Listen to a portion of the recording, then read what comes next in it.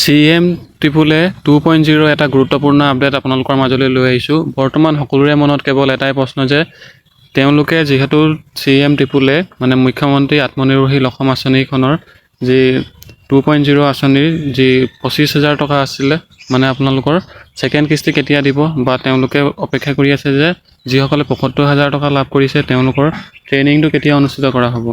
তেওঁলোকৰ মনত কেৱল এটাই প্ৰশ্ন, ট্ৰেইনিংটো কেতিয়া অনুষ্ঠিত কৰা হ'ব। যিহেতু এতিয়া ইলেকশ্যন আহি আছে, ইলেকশ্যনৰ আগতে ট্ৰেইনিংটো হোৱাৰ কোনো ধৰণৰ সম্ভাৱনা নাই। আপোনালোকে অপেক্ষা কৰিব লাগিব ইলেকশ্যনৰ পাছলৈ।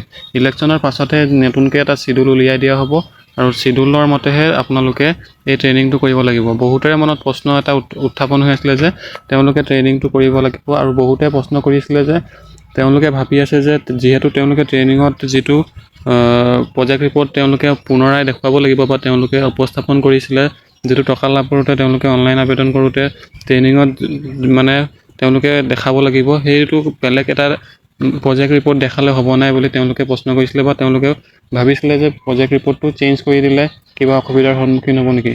যিহেতু তেওঁলোকে অনলাইন আবেদন কৰোঁতে যিটো প্ৰজেক্ট ৰিপৰ্ট বা তেওঁলোকে যিটো বিজনেছ কৰিম বুলি দিছিলে সেই বিজনেছটোৰ অবিহনে তেওঁলোকে অন্য যিখিনি বিজনেছ আছে সেইখিনি দেখাব নোৱাৰে। যিহেতু তেওঁলোকে অনলাইনটো আবেদন কৰিছিলে এটা বিজনেছ বা আপোনালোকে যিখিনি কাম কৰিম বুলি প্ৰজেক্ট ৰিপৰ্টটো বনাইছিলে সেই প্ৰজেক্ট ৰিপৰ্টটোহে মতেহে আপোনালোকে কাম কৰিব লাগিব। অন্য বেলেগ এটা আপোনালোকে প্ৰজেক্ট ৰিপৰ্টটো পুনৰাই আপোনালোকে অন্য এটা প্লেনিং কৰিলে নহ'ব। সেইবাবে আপোনালোকে যিহেতু মই পূৰ্বতে আপোনালোকক ভিডিঅ' দিওঁতে কৈছিলোঁ যিটো বিজনেছ কৰিব সেই বিজনেছৰ প্লেনিংটো আগৰ পৰাই কৰিব লাগিব।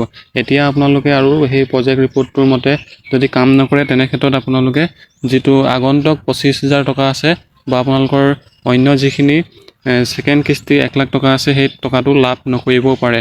সেইবাবে আপোনালোকে আগতে কৈছোঁ যিসকলে 3.0 আঁচনিখনত আবেদন কৰিব তেওঁলোকে এই যিটো প্ৰজেক্ট ৰিপৰ্ট আছে সেই প্ৰজেক্ট ৰিপৰ্টটো আগতে প্লেনিং কৰিব লাগিব। এতিয়াৰ পৰাই প্লেনিং কৰি থাকক।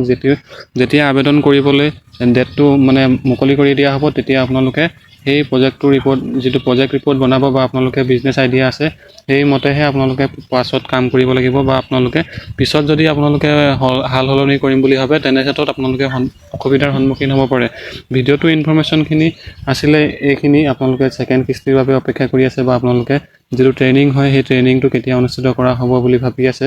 ট্ৰেইনিংটোৰ কাৰণে আপোনালোকে আৰু কেইবাদিনো অপেক্ষা কৰিব লাগিব। যিহেতু ইলেকশ্যন আহি আছে, ইলেকশ্যনৰ সময়ত কোনো ধৰণৰ নতুনকৈ চিডিউল উলিয়াই দিয়া নহয়। আপোনালোকে DIC অফিচৰ পৰা যিহেতু ফোন আপোনালোকৰ অহাৰ কোনো সম্ভাৱনাই নাই। আপোনালোকে ইলেকশ্যনৰ যিহেতু এপ্ৰিল মাহত ইলেকশ্যন অনুষ্ঠিত কৰা হ'ব, এপ্ৰিলৰ আপোনালোকৰ 7 তাৰিখে যিহেতু ইলেকশ্যন অনুষ্ঠিত কৰা হ'ব বুলি ঘোষণা কৰা হৈছে। যদি কিবা সাল সলনি হয় পাছলৈ গম পোৱা যাব আৰু যিহেতু 7 তাৰিখৰ পাছতহে নতুনকৈ চিডিউলসমূহ উলিয়াই দিয়া হ'ব। চিডিউলসমূহত আপোনালোকক জনাই দিয়া হ'ব কোন তাৰিখে কোনে ট্ৰেইনিং কৰিব লাগিব আৰু ট্ৰেইনিঙত আপোনালোকক এটা আইডিয়া দিয়া হ'ব যে বিজনেছটো আপোনালোকে কেনেদৰে কৰিব লাগিব বা আপোনালোকে বিজনেছটো কৰি পিনি কেনেধৰণে প্ৰফিট কৰিব পাৰিব বা আৰু যিখিনি আঁচনিৰ লোন আছে বা সেইখিনি আপোনালোকে আঁচনিৰ লোনসমূহ আপোনালোকে এপ্লাই কৰিব পাৰিব।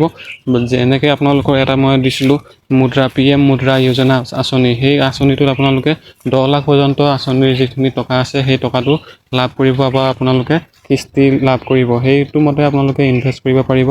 আপোনালোকে যদি ভাল কামত ইনভেষ্ট কৰে বা বিজনেছটোৰ কেনেদৰে আগবঢ়াই লৈ যাব পাৰিব সেইখিনি আপোনালোকক তাত গাইড কৰা হ'ব আৰু গাইড কৰা মতে আপোনালোকে যদি কৰিব পাৰে কামসমূহ বা আপোনালোকে কামসমূহ দেখুৱাব পাৰে তেনে ক্ষেত্ৰত আপোনালোকে অন্য যিখিনি আঁচনিৰ টকা আছে বা আপোনালোকৰ যিখিনি হেভি এমাউণ্ট আছে সেইখিনিও আপোনালোকে পাবলৈ সক্ষম হ'ব। যিহেতু কেৱল আপোনালোকৰ আত্মনিৰ্ভৰশীল অসম আঁচনিৰ জৰিয়তে আপোনালোকে লোন বা টকা লাভ নকৰে। যিহেতু এইটো আপোনালোকৰ স্কিমটো উলিয়াই দিছে যেনেদৰে আপোনালোকে টকা হয় আপোনালোকে কেনেদৰে ইনভেষ্ট কৰিব। যিহেতু 2 লাখ টকা দিয়া হ'ব, মুঠ 2 লাখ টকাৰ ভিতৰত আপোনালোকে 1 লাখ ছাবচিডি ঘূৰাই দিব লাগিব। সেই 1 লাখ ছাবচিডি আপোনালোকে কামত খটুৱাব পাৰিব নে নোৱাৰে সেইটো আপোনালোকৰ ওপৰত নিৰ্ভৰ কৰিব। আপোনালোকে যদি সঠিক কামত সঠিক ব্যৱহাৰ কৰে তেনে ক্ষেত্ৰত আপোনালোকে টকাটো নিশ্চয় লাভ কৰিব আৰু যিহেতু আৰু পাছলৈও আপোনালোকৰ যদি বেংকৰ লগত লেনদেন বা আপোনালোকৰ চিভিল স্ক'ৰসমূহ ভাল হৈ থাকে তেনে ক্ষেত্ৰত আপোনালোকে এইটো বুলিয়ে নহয় আৰু হেভি এমাউণ্ট আপোনালোকে যদি লোন বিচাৰি যায় তেনে ক্ষেত্ৰত আপোনালোকে লোনসমূহ লাভ কৰিবলৈ সক্ষম হ'ব। যাৰ ফলত আপোনালোকে আৰু ইনভেষ্ট কৰি পিনি আৰু বিজনেছটো আপোনালোকৰ ভাল মানে আপোনালোকৰ গ্ৰ'থ কৰি লৈ যাব পাৰিব।